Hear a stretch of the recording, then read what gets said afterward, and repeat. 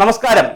സുഭാഷിതം digital ചാനലിലേക്ക് സ്വാഗതം. എല്ലാവരും ഈ ചാനൽ കാണുക, സബ്സ്ക്രൈബ് ചെയ്യുക, സംഭാവനകൾ അയച്ചു തരിക, ഞങ്ങളെ എല്ലാ തരത്തിലും ഞങ്ങളെ സഹായിക്കുക. ഓക്കെ, ഓണം കഴിഞ്ഞു, എല്ലാവരും ഓണമൊക്കെ ആഘോഷിച്ചു. നമ്മൾ ചില അലുമ്പ് കാര്യങ്ങൾ ഓണത്തിനിടയിലൂടെ നടന്ന അലുമ്പ് കാര്യങ്ങളെക്കുറിച്ചാണ് ഇപ്പോൾ പറയുന്നത്. പോലീസുകാരെ സംബന്ധിച്ചിടത്തോളം നമ്മൾ പോലീസ് വണ്ടി വരുമ്പോൾ, ഞാനൊക്കെ കുഞ്ഞായിരിക്കുമ്പോൾ പോലീസ് വണ്ടി വരുമ്പോൾ ഇടിവണ്ടി വരുന്നു എന്നാണ് പറയുന്നത്. കാരണം അവർ ഇടിയന്മാരാണ്. ഇടിവണ്ടിയാണ് വരുന്നത്. എല്ലാ പോലീസ് സ്റ്റേഷനിലും ഇടിമുറികൾ ഉണ്ടായിരിക്കും. ഇരുട്ടിൻ്റെ മറവിൽ ചവിട്ടുക. പോലീസ് പിന്നെ വേറെ 3 തരം അടിയുണ്ടെന്നാണ് പറയുന്നത്. ഇതൊക്കെ ഞാൻ കൊണ്ടിട്ടില്ല, കൊണ്ടവർ പറയുന്നതാണ്. ജീപ്പിൽ കയറ്റുമ്പോൾ ഒരടി, മണ്ടയ്ക്കുള്ളൊരടി. ചിലപ്പോൾ അത് ഒറ്റ അടിയിൽ തന്നെ അവൻ്റെ ചെവിക്കല്ല് പൊളിഞ്ഞു പോകുന്ന അടിയായിരിക്കും. പിന്നെ അവന് 10 വർഷം ചെവിയാക്കാൻ പറ്റത്തില്ല ചികിത്സിച്ചില്ലെങ്കിൽ. ഒറ്റ അടിയാണ് അടി. അല്ലെങ്കിൽ ഒരു ചവിട്ടാണ് ചവിട്ടുന്നത്. ജീപ്പിനകത്തൊട്ട് എടുത്തിടും, ഒരൊറ്റ ചവിട്ട്. ആ ബൂട്ട്സ് ഇട്ടാണ് ചവിട്ടുന്നത്. ആ ചവിട്ടിൽ അവൻ്റെ അരിമണി വരെ എല്ലാം അകത്ത് കയറി പോകണം. ഒറ്റ ചവിട്ടാണ് ചവിട്ടുന്നത്. അത് കഴിഞ്ഞ് സ്റ്റേഷനിലോട്ട് വരുമ്പോൾ വലിച്ച് താഴോട്ടിടും. സ്റ്റേഷൻ്റെ നടയിൽ ചെല്ലുമ്പോൾ ഒരു നടയടിയുണ്ട്. അതൊരു വല്ലാത്ത അടിയാണ്. ഇതൊക്കെ നമ്മൾക്ക് പരസ്യമായ രഹസ്യമാണ്, എല്ലാവർക്കും അറിയാം. നടയടിയുണ്ട്. അത് കഴിഞ്ഞിട്ടാണ് യമാന്മാർ ഓരോരുത്തരും വരുമ്പോൾ ചോണ്ടുക, അടിക്കുക, പിടിക്കുക. ഇങ്ങനെ ഒരു ആഘോഷ രാവാണ്.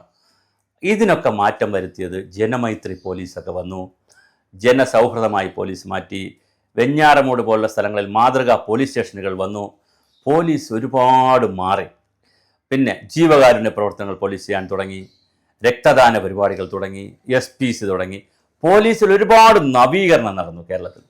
പലപ്പോഴും നമ്മൾ അഭിമാനപൂർവ്വം പറയും സ്കോട്ട്ലാൻഡ് പോലീസാണ് ലോകത്തിലെ ഏറ്റവും പ്രധാനമായി കുറ്റങ്ങൾ കണ്ടുപിടിക്കുന്ന പോലീസ്. അതിനേക്കാൾ മികച്ചതായിട്ടുള്ള വളരെ മികച്ചൊരു പോലീസ് സേന നമുക്കുണ്ടായിരുന്നു. പക്ഷേ അത് വന്ന് കുറേ ക്രിമിനലുകളുടെയും ഗുണ്ടകളുടെയും അവർക്ക് അപ്പർ ഹാൻഡ് കിട്ടിയിട്ടുള്ള, നമ്മളെപ്പോഴും ഒരു ബസ്സിൽ യാത്ര ചെയ്യുമ്പോൾ ഒരു ഗുണ്ട അല്ലെങ്കിൽ ഒരു കൊള്ളക്കാരൻ കള്ളം കയറി എണീറ്റ് നിന്ന് കത്തിയും കാണിച്ച് അല്ലെങ്കിൽ ഗുണ്ടായുസം കാണിക്കുമ്പോൾ ബാക്കിയുള്ളവർ നിശബ്ദരായിരിക്കും. അതിൻ്റെ അർത്ഥം ബസ്സിലിരിക്കുന്ന മുഴുവൻ പേരും ഗുണ്ടകളാണെന്നല്ല, അല്ലെങ്കിൽ ആ അർത്ഥത്തിലല്ല പറയുന്നത്. പക്ഷേ കുറച്ച് ഗുണ്ടായുസം പഠിച്ചവർ, കുറച്ച് ഇടിമുറി ഇപ്പോഴും കൊണ്ട് നടക്കുന്നവർ, കുറച്ച് ഇപ്പോഴും കൊളോണിയലിസം ഉള്ളിൽ കൊണ്ട് നടക്കുന്നവർ, ജാതി കൊണ്ട് നടക്കുന്നവർ, ഇപ്പോഴും കാക്കിയിട്ട് കഴിഞ്ഞാൽ ഏതാണ്ട് ഏമാന്മാരാണെന്നുള്ള തോന്നലുള്ളവർ, കുറേ പേര് ഇതിനകത്തുണ്ട്. എത്ര കേസുകളാണ് വരുന്നത്. രാഷ്ട്രീയ നേതാവിൻ്റെ അച്ഛനെ തല്ലിയ കേസ്, അടൂരിലെ ഒരു ലാത്തി ചാർജിൽ തെരഞ്ഞു പിടിച്ച് തല്ലിയെന്നാണ് പറയുന്നത്. തെരഞ്ഞു പിടിച്ച് തല്ലിയതിൻ്റെ ഭാഗമായി ദീർഘകാലം അദ്ദേഹം സുഖമില്ലാതെ കിടന്നിട്ട് അവസാനം കഷ്ടപ്പെട്ട ബോഡിയും കൊണ്ടാണ് മരിച്ചത്. ലാത്തി പ്രകടനത്തിന് പോകുന്ന ഈ രാജ്യത്ത് തെറ്റാണോ പൊളിറ്റിക്കൽ പ്രകടനത്തിന് പോകുന്നത്? ഒന്നുമല്ല. രാഷ്ട്രീയ പ്രകടനത്തിന് പോകുന്നത് തെറ്റല്ലല്ലോ. അപ്പോൾ വളരെ വ്യാപകമായ രീതിയിലാണ് കുന്നംകുളം സുജിത്തിൻ്റെ കേസ് വന്നതിന് ശേഷം പോലീസുകാരന്മാരെക്കുറിച്ച് വന്നിരിക്കുന്നത്. എന്തായാലും നമ്മുടെ സുഭാഷിതം ചാനൽ തന്നെ വളരെ വിശദമായി പറഞ്ഞിരുന്നു. സുജിത്തിനെ ഇടിച്ചിട്ടുള്ള പോലീസ് 4 പേരെയും പിരിച്ചുവിടണം. താൽക്കാലികമായി അവരെ സസ്പെൻഷനിൽ നിർത്തിയിരിക്കുകയാണ്. അവരെ പിടിച്ചുവിടണമെങ്കിൽ കുറച്ച് നടപടിക്രമം ഉണ്ടെന്നാണ് ഗവൺമെൻറ് പറയുന്നത്. നടപടിക്രമം മറ്റൊന്നുമില്ല, അവർക്ക് കാരണം കാണൽ നോട്ടീസ് കൊടുക്കണം, അതിന് മറുപടി വാങ്ങണം, എന്നിട്ട് അവരെ തിരിച്ച് സർവീസിലെടുക്കണോ വേണ്ടേ തീരുമാനിക്കും. എന്തായാലും എടുക്കണോ വേണ്ടേ എന്നൊരു തീരുമാനത്തിന് ഒരു പ്രസക്തിയില്ല. നടപടിക്രമം നടന്നോട്ടെ, പക്ഷെ അവരെ എടുക്കാൻ പറ്റില്ല.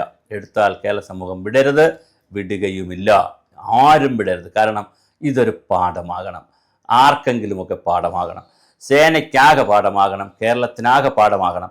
ഈ 4 പേർ കൂടി എന്തോരം തല്ലാണ് ഒരു ചെറുപ്പക്കാരനെ തല്ലുന്നത്. എന്ത് തെറ്റാണ് ചെറുപ്പക്കാരൻ ചെയ്തത്? ചെറുപ്പക്കാരൻ്റെ പൂണൂൽ ഊരി വാങ്ങുന്നു, കഴുത്തിൽ കിടന്ന മാല ഊരി വാങ്ങുന്നു, കയ്യിൽ രാഹിയോ അതുപോലെ എന്തോ കെട്ടിയിട്ടുണ്ട്, നൂല് കെട്ടിയിട്ടുണ്ട് അമ്പലത്തിൽ, അതെല്ലാം ഊരി വാങ്ങുന്നു.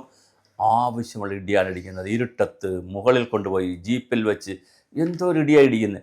മനുഷ്യ ശരീരത്തിലല്ലേ, പച്ചയായ മനുഷ്യ ശരീരത്തിൽ എങ്ങനെയാണ് മറ്റൊരാളിനെ ഇങ്ങനെ ഇടിച്ച് സുഖം കാണാൻ കഴിയുക? അതൊരു ഭയങ്കര സുഖമാണ്. ഒരു മാനസിക ക്രിമിനൽ മൈൻഡ് ഉള്ളവർക്ക് ചെയ്യാൻ പറ്റൂ, ശരാശരി മനുഷ്യർക്ക് അത് ചെയ്യാൻ പറ്റില്ല. എന്നിട്ട് അവർ അഭിമാനപൂർവ്വം നിന്ന് 4 ഇൻക്രിമെൻ്റ് കട്ട് ചെയ്ത് പോലും നാണമില്ലയോ ഈ പോലീസ് സേനയ്ക്ക് ഇത് പറയാൻ? ആഢ്യന്തരമായവരെ ഇപ്പോൾ പിരിച്ചുവിട്ടു. അവർ ഇനി കാക്കി അണിയാൻ പാടില്ല.